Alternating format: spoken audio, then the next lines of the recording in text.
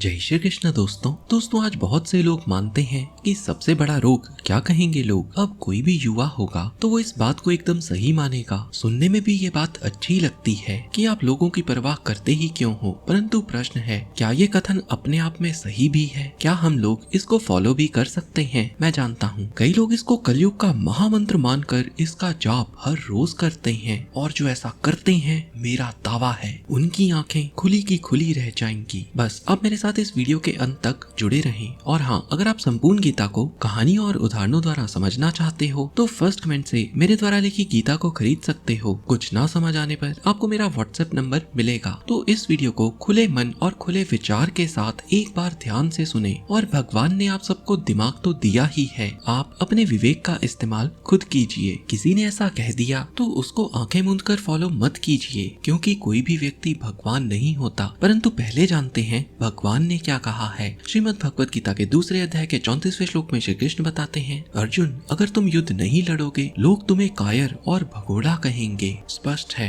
श्री कृष्ण यहाँ पर लोगों की परवाह करने की बात कर रहे हैं। तो क्या हमें लोगों के रिएक्शन के बारे में ही बात करते रहना चाहिए, सोचते रहना चाहिए? मान लो आप स्टेज पर खड़े हो और हजारों लोगों के सामने एक भाषण दे रहे हो, तो क्या आपको लोगों की परवाह करनी चाहिए, नहीं करनी चाहिए? तो श्री कृष्ण ने ऐसा क्यों कहा जानते हैं कुछ उदाहरणों से। हमेशा की तरह पहले सुनते हैं एक कहानी। एक बार एक ठग बाबा था। ये बाबा बड़ी बड़ी फेंका करता था। इस ठग बाबा जी ने एक बड़ा ही अच्छा धंधा चलाया हुआ था। वो बड़ी बड़ी बातें करके लोगों को एक तेल बेचा करता। अब जितने भी लोगों के सिर पर बाल कम थे वो उसकी बातों में आ जाते। बाबा तेल बेचते समय सिर्फ एक ही बात कहता, इसको एक बार लगाने से ही बाल आ जाएंगे और ये बाल ऊपरी शक्तियाँ तुम्हारे सिर पर लेकर आएंगी। ऊपरी शक्तियाँ मतलब भूत प्रेत इत्यादि। बाबा साथ में एक चेतावनी देता कि ध्यान एक बात का रखना, जब तेल को लगाओ तो भगवान को याद नहीं करना है। अगर भगवान का जरा सा भी विचार तुम्हारे मन में आ गया तो ये तेल काम ही नहीं करेगा। और अगर तुम्हारे मन में परमात्मा का चित्र आ जाता है तो तुम्हें दोबारा आकर फिर से मेरी तेल की ये पूरी बोतल मेरे से लेनी पड़ेगी। और यकीन मानिए जी, कोई नास्तिक व्यक्ति भी अगर तेल लेकर जाता, वो जब तेल लगाने लगता तभी उसे परमात्मा याद आ जाते और हर रोज वो इस झूठे बाबा से तेल लेने फिर आता ही। असल में हमारा माइंड या मन कुछ इसी तरह से काम करता है। मन को बोलो ये मत करना, उसका ध्यान वहीं चले जाएगा। तुम अपने मन को समझाओ मैं मोटा हो रहा हूँ और कल से मैंने चीनी नहीं खानी, बस तुम्हारे मन में चीनी ही घूमती रहेगी। अब अपनी स्टेटमेंट को देखो, सबसे बड़ा रोग क्या कहेंगे लोग, इसके अंत में आते ही लोग हैं। तो अब आप अपने सबकॉन्शियस माइंड में बार बार डाल रहे हो कि सबसे बड़ा रोग क्या कहेंगे लोग, तो इसका जाप करने से तो असर उल्टा ही होगा ना। ये तो उसी तरह है कि आप खुद को समझा रहे हो कि मैंने बंदर के बारे में नहीं सोचना, तो आपके मन में सबसे पहला विचार ही बंदर का आएगा। हाँ, अगर आप इस बात को अपने जीवन में उतारना चाहते हो, जो कि आपको करना भी चाहिए, तो इसके लिए आपको श्रीमद् भगवत गीता के 6वें अध्याय के 35वें श्लोक में बताए वैराग्य टेक्निक का इस्तेमाल करना होगा।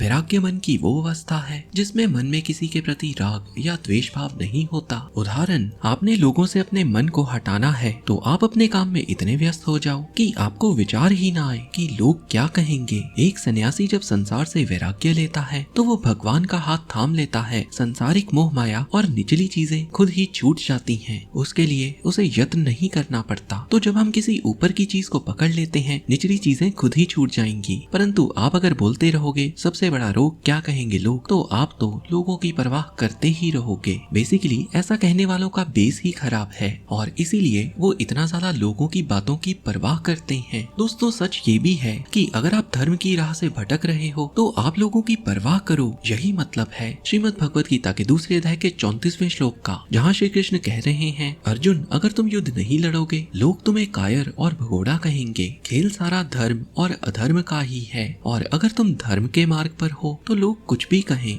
मत परवाह करो, और अगर तुम अधर्म के मार्ग पर हो तो तुम्हें सोचना चाहिए कि तुम्हारा नाम इससे खराब होगा। तो वीडियो पसंद आई हो तो लाइक करके हर उस व्यक्ति के साथ शेयर करें जिसको आप जीवन में शिखर पर देखना चाहते हो। हरे कृष्णा।